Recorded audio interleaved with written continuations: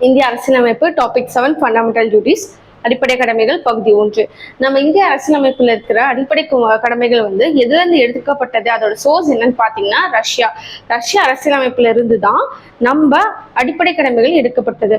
அதே மாதிரி நம்ம அடிப்படை கடமைகள் வந்து ஸ்டார்டிங் 1950 வந்து நம்ம அடிப்படை கடமைகள் வந்து நம்ம இந்திய அரசியலமைப்புல இருந்துதா அப்படின்னு பார்த்தோம்னா இல்ல.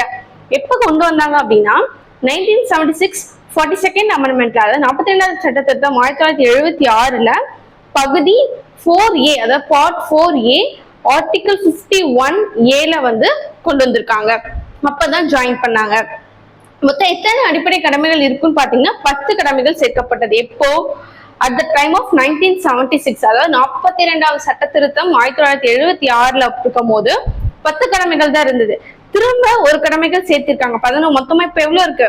11 கடமைகள் இருக்கு. எந்த சட்ட திருத்தம்? 86வது சட்ட திருத்தம் 2002ல 11வது கடமை சேர்த்திருக்காங்க. அப்ப நம்ம இந்திய அரசியலமைப்புல இருக்கிற மொத்த அடிப்படை கடமைகள் எத்தனைன்னு பார்த்தோம் அப்படின்னா 11 அடிப்படை கடமைகள் இருக்கு.